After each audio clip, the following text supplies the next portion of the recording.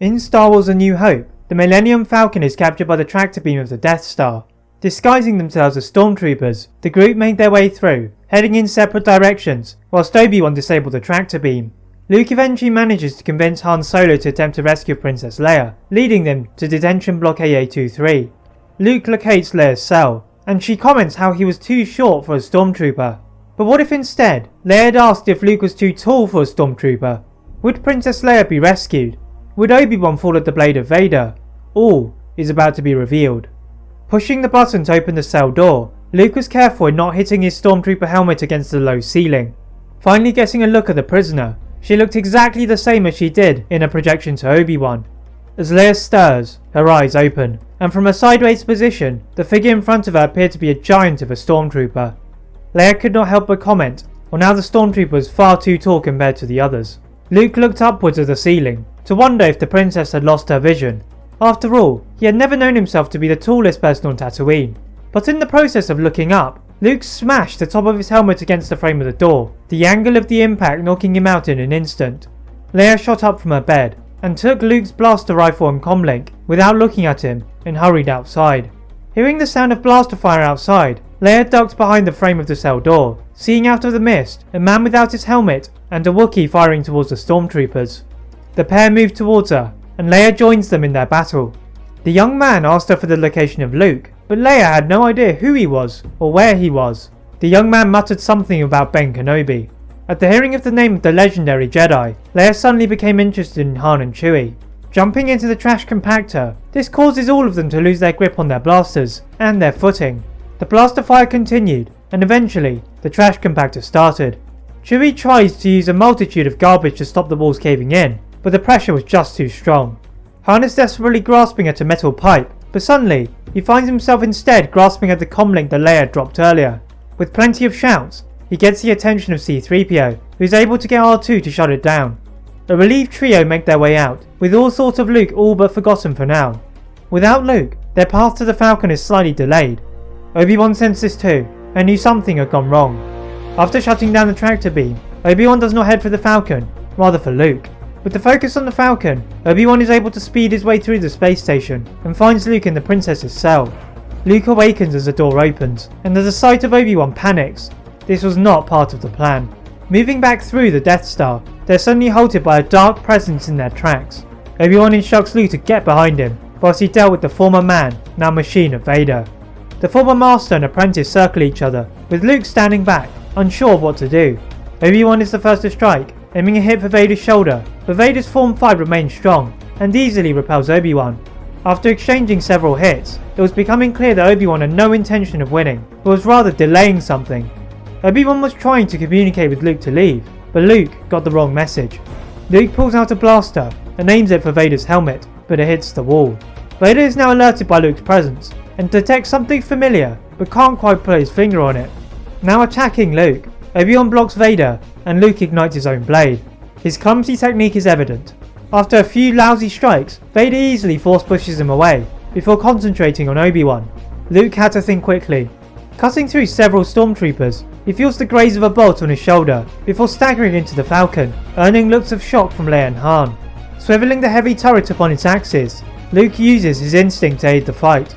The ground cannon does its job, dispersing the stormtroopers. Focusing on the fight between Vader and Obi-Wan, Luke notices the old man tiring. Aiming his fire at the foot of Vader, Vader is sent back in surprise, allowing for Obi-Wan to escape unharmed, and Vader frustrated. Flying back to Yavin 4, the outcome of the aerial battle remains the same, except that now, Vader is hyper aware of Luke. Vader's unease is matched by his master, and together, they pursue their search of Luke. But Luke is nowhere to be found. In the reaches of the Outer Rim, Luke is determined to rectify his failure to fight Vader, and begins to intensely train with Obi-Wan and Yoda, but this will come at a cost. Luke's friends have now been captured by the Empire. Although Luke's training is now complete, his focus is on his friends, and not Vader and the Emperor, much to the annoyance of Yoda and Obi-Wan. They suspected that Vader was trying to lure Luke into a corner, but like his father before him, Luke's compassion drove him to rescue his friends. A reliable source had informed them that Leia, Han and Chewie were being enslaved on Tatooine, under the surfaces of Jabba the Hutt.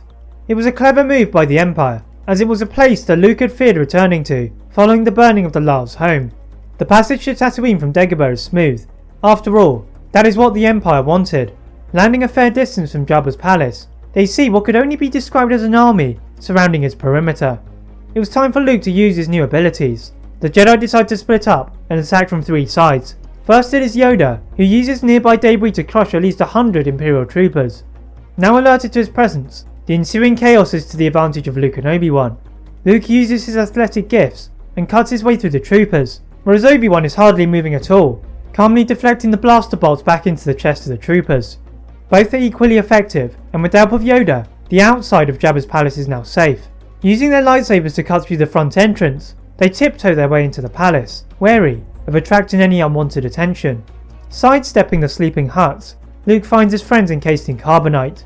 Each Jedi attends to one friend, and Leia and Han emerge with their vision hazy. Chewbacca growls softly, feeling the freedom at last.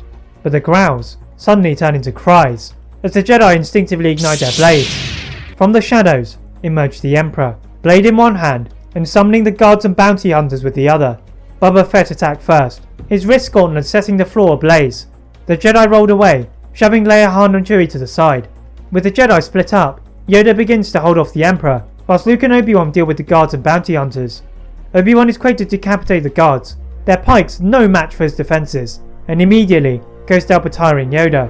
Luke, meanwhile, is having a hard time dealing with 3 bounty hunters at the same time.